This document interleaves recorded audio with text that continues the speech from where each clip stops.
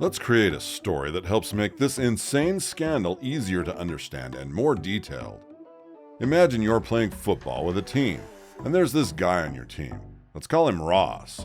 Ross is the kind of guy who runs around a lot, always goes for the goal, and usually scores. Ross is the main player like the star, and most of the time, you'd want him to have the ball because he's the only one who usually gets things done. Now, think about Justin Mark, another player on your team. Justin doesn't think this strategy is right. He thinks the ball should be shared more and that other players should also get a chance to play. However, during a game, it's usually Ross who gets to make the final decision because he's the one who scores goals most of the time. But first, subscribe and leave your like. Just like in any group or company, a leader always makes the final decision. In our story, this is like the boss in a workplace. Let's say this is the Chevy campus. The boss might not always be liked, might not always make decisions that make everyone happy, but he's the one who leads, and most of the time, his decisions are the ones that shape what the company does. The boss has the final say at Chevy campus, just like Ross on the football field. It doesn't matter where the campus is, in Texas or at the GM Tech Center. The important part is that it's on Rick Hendrick's land, which means he's the one in charge and his decisions matter the most. Now think about Kyle Larson, another player who often gets pushed around by Ross's aggressive style. Kyle is quick and good at the game. People often praise his skills. However, he often finds himself pushed into a corner by Ross, who isn't afraid to take risks. Kyle is like Ross, but acts differently.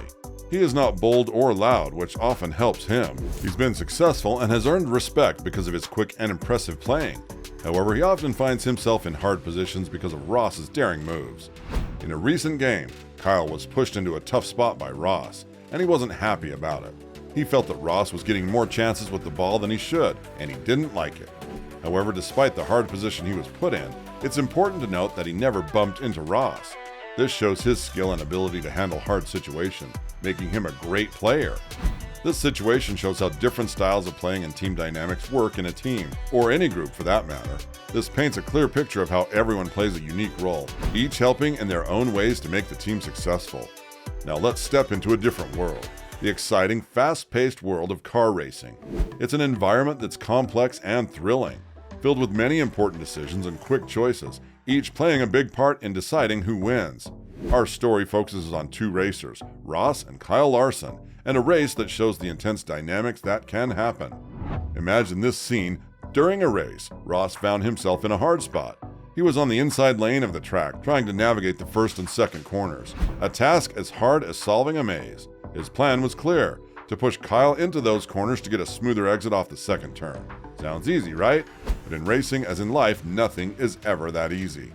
Think of a race as an onion, filled with many layers that need to be peeled back.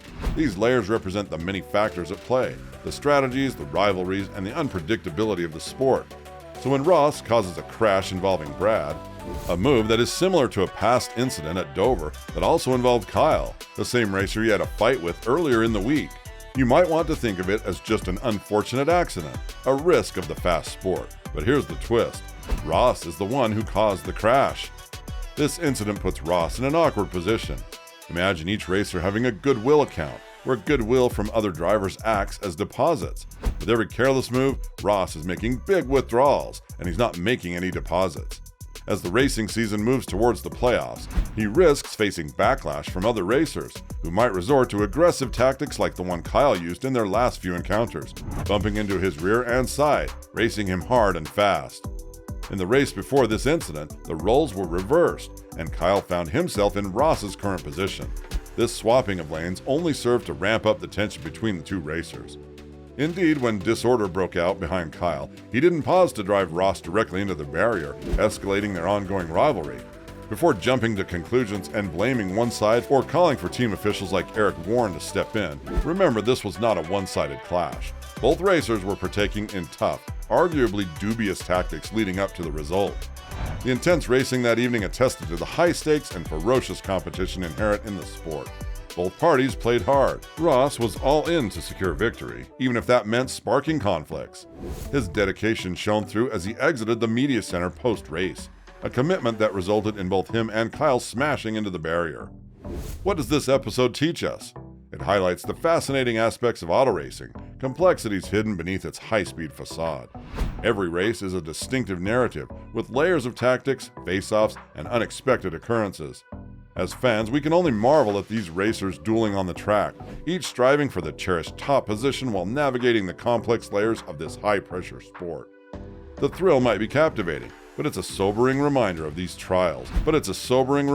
trials these racers confront every time they buckle up, ready to challenge their peers. Picture yourself at the racetrack, immersed in the deafening roar of engines and the electrifying ambiance of NASCAR racing. Two names, Kyle Larson and Ross Chastain, resonate amidst the chaos. Celebrated for their remarkable talent and infamous for their audacious driving styles, they're assertive, fierce, and recognized for their tenacity on the track, resulting in a string of unforgettable incidents. Kyle Larson, no stranger to the spotlight, is often in the crosshairs of penalties and warnings. His ferocity on the track has instigated numerous encounters with officials and often dominated post-race conversations. His daring and relentless approach serves as a double-edged sword. It's paved the way to multiple victories, but also stirred controversies. Ross Chastain, on the other hand, doesn't lag when it comes to vigorous racing. His driving style, though frequently critiqued, mirrors his determination with hunger for triumph. However, this fervor has steered him into several crashes, notably the incident at Darlington Raceway. This marked the third occasion within a 2-month span where his participation in a crash led to multiple cars exiting the race prematurely.